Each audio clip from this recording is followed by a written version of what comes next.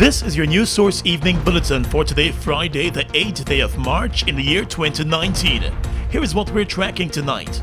After a 2-hour meeting that was described as grueling between the President and his team and the full Guyana Elections Commission, President David Granger has indicated that GCOM was unable to offer the guidance needed to enable him to make a proclamation for an elections date.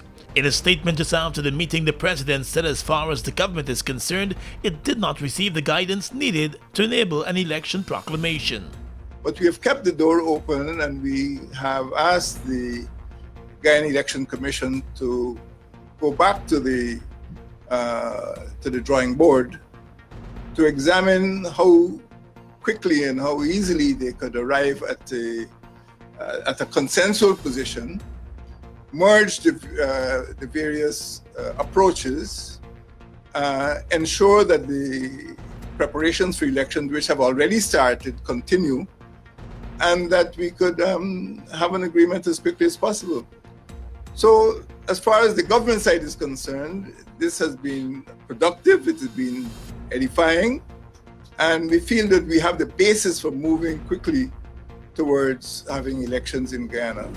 The President also said that based on information provided during the meeting, it is also clear that the voters list is bloated when one looks at the size of the list and the size of the population. The unfortunate thing, of course, is that we don't have a date, and I'm confident that if the Guyana Election Commission resolved or reconciled the different points of view which exist in the Commission now, the Guyanese could look forward to having elections as early a date as possible. President Granger said the government does not want any citizen to be disenfranchised, and therefore attention must be paid to sanitizing the list. According to the President, during the meeting, differing points of views were shared on a number of election-related matters by the Commission, and he hopes those matters could be resolved. But he once again reiterated that he will not be interfering with the work of the Elections Commission. The government is in no way interfering or intruding in the constitutional role and duty of the Commission. It is for the Commission to advise me that it is ready, and I will then proclaim a date. Naturally, I would like to proclaim a date that is sanctioned by the National Assembly and the Constitution. But we have not intruded in the work of the Commission, and we are prepared to support the Commission in what it has been doing. President Granger reminded that GCOM remains an independent body. More news coming up in just a moment. All across our nation, Guyana, we see it in your lives. The future growing even stronger. GBTI, all eyes on Guyana skies as the voices of our people rise again. GBTI, Guyana's pride is in your eyes. GBTI, we see Guyana through your eyes.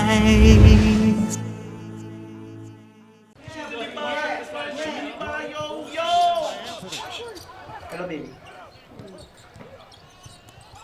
Yeah. Knocked away from Young Huang.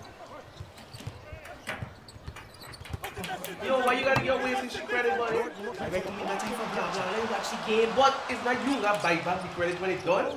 Buy back like a shit money from Fab 5. Activate the GTT Fab 5 plan today. For only 5,005, you get free unlimited calls to 4 of your closest family and friends, 5 gigs of data plus 250 text messages, and your Fab 5 friends can call you for free. GTT Fab 5. Wait. So who we putting as we Fab 5? Yours. We are legions of men standing strong, but never too proud to stoop and help someone. We must send a clear signal to all.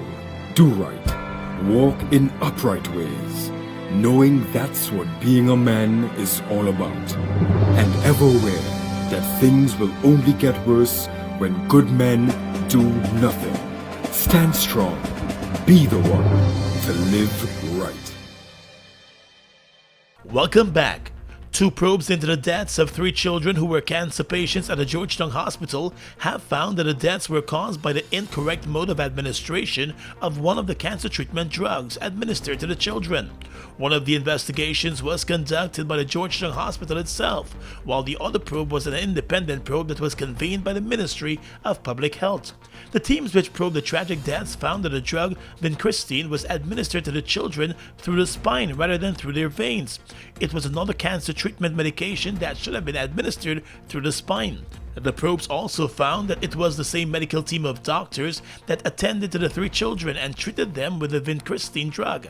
But it was the same junior doctor who administered the drug incorrectly on all 3 occasions.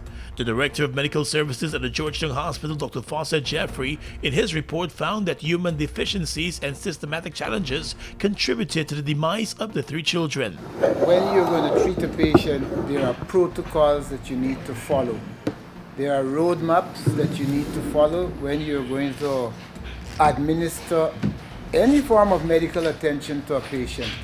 And what happened that these roadmaps and protocols were not followed exactly that they should be, and that is the reason why we ended up with the complication.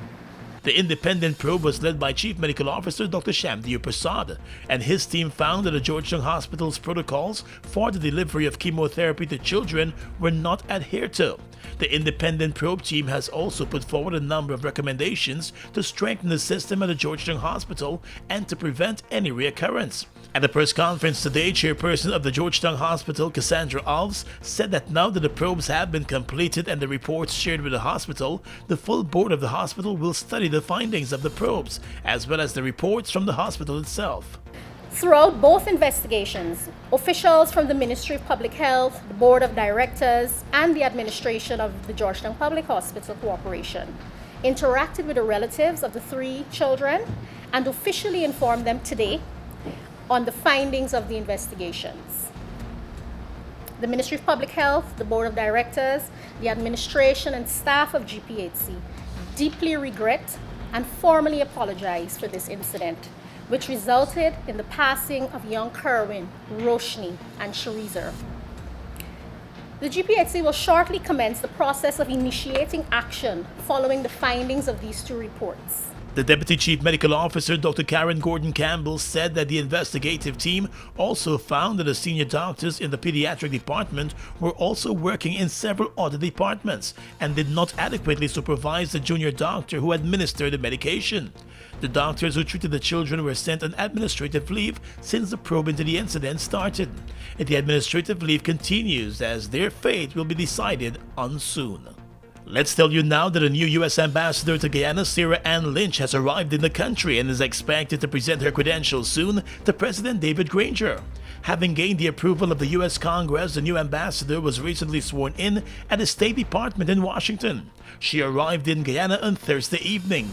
In an earlier statement from the White House, it was noted that Ambassador Lynch was a career member of the Senior Foreign Service with the United States Agency for International Development, class of Minister Counselor, and has served as an American diplomat since 1993. She was also a Senior Deputy Assistant Administrator and Acting Assistant Administrator of USAID's Bureau for Latin America and the Caribbean. Previously, Ms. Lynch was the U.S. Aid Mission Director in Iraq from 2013 to 2014, the Director of USAID's Office in Iraq and the Arabian Peninsula Affairs from 2011 to 2013, and the Director of the Office of Program and Project Development for USAID Afghanistan from 2008 to 2009. In addition to serving as Director in USAID LAC's Office of Strategy and Program Planning and the Office of South American Affairs, she also served overseas in Peru and Bangladesh. While 3 prisoners who posed with improvised weapons and video recorded themselves inside the Lusignan jailhouse will now face new charges, according to the Director of Prisons, Gladwin Samuels. The video of the prisoners surfaced on social media earlier this week after one of them reportedly sent it out to someone. In the video recording, the prisoners could be seen and heard making threats. In a statement last evening, the prison director said all 3 prisoners were identified and the weapons and the phone used to make the recording have all been seized. The video was brought to my attention on Tuesday, March 6, 2019. Immediately an investigation was launched and it revealed that the video was done in the holding bay situated at Lusignan. The prisoners are seen displaying what appears to be weapons. A search was conducted, and the items seen in the possession of the prisoners were retrieved. When analyzed, they are found to be improvised weapons made of defense material and from a pot cover. Also, one cell phone which was used to record the video was retrieved. I wish to let you know that those prisoners having been identified, 2 of whom are convicted and the 3rd remanded, are being processed for internal charges which will be adjudicated before the end of this week. The prison director explained that 2 of the prisoners are convicts who are serving their sentences, while the 3rd prisoner is on remand. The embarrassing video was released just days after the joint services carried out a raid of the prison and unearthed a number of contraband items, including marijuana, improvised weapons, and cell phones. Across the region is coming up next. Guyana! Come out and celebrate! The International Women's Day concert is here again, and it's free! Featuring all the way out of Canada, reggae sensation Aretha, alongside soca superstar Nyla Blackman. And our very own Guyanese Poonam Singh and Calvin Burnett. This year we're gonna balance for better on Sunday, March 10th at the Everest Ground, organized by the High Commission of Canada and the Ministry of Social Protection.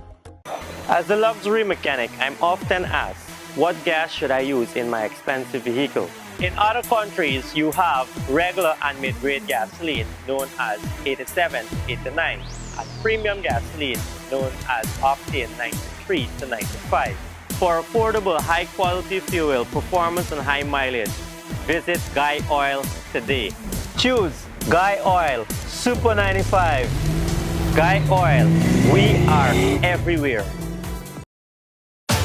Get ready to ride it, ready to ride it, ride it, ride it, ride it, ride it, ride the wave. Open up the new vibe, drink up the boldness inside. Radical and fresh and wild, catch the wave now.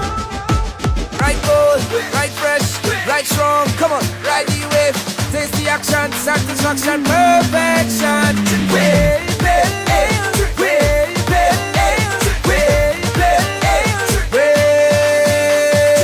Ride the new wave of excitement sweeping Guyana. Wave Pale Ale, a premium, full-bodied, strong and refreshing alcoholic brew, crafted to perfection for a bold, young, radical you. Don't settle for anything less. Catch a Wave Pale Ale and ride it today. Wave Pale Ale, crafted to perfection. Across the region right now, the Embassy of the United States in Bridgetown, Barbados issued a travel advisory for citizens traveling to Barbados. The advisory level remains as normal, but included particular areas, so avoid or exercise caution when traversing. If you decide to travel to Barbados, do not travel to Crab Hill St. Lucie, Ivy St. Michael, Nelson Street, Bridgetown at night, Wellington Street, Bridgetown at night, Jolly Roger and Buccaneer Cruises at night, Maxwell Coast Road at night, and you should also exercise caution in Black Rock, Deacons, Carrington Village, Greenfields, New Orleans, and Pine. That's a statement from the U.S. Embassy in Barbados. In the Bahamas, the 27-year-old Jamaican woman arrested in the Bahamas for posing as a dentist has pleaded guilty to fraud charges. Santini Kerr Wilson, also known as Nicole Wilson, was yesterday charged with using the title of orthodontist, practicing as a dentist, acquiring property for the proceeds of criminal conduct, and having in her possession $7,000 believed to be the proceeds of criminal conduct.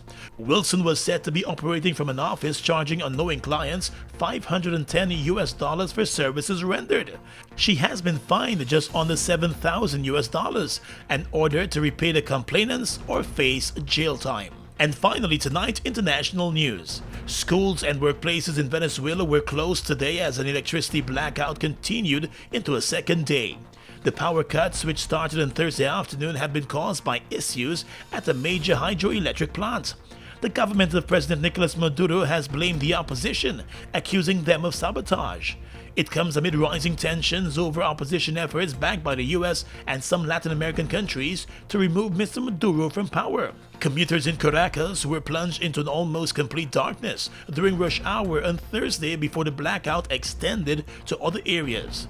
The lack of electricity has caused flights to be diverted from the main airport in Caracas, from where thousands of workers were forced to walk home. The problems stem from the GUYANESE plant and have affected the telephone network and metro in Caracas. State television in Venezuela reported today that the power had been restored in some parts of the capital. And that's your News Source Evening Bulletin for tonight. I'm Gordon Mosley, reporting.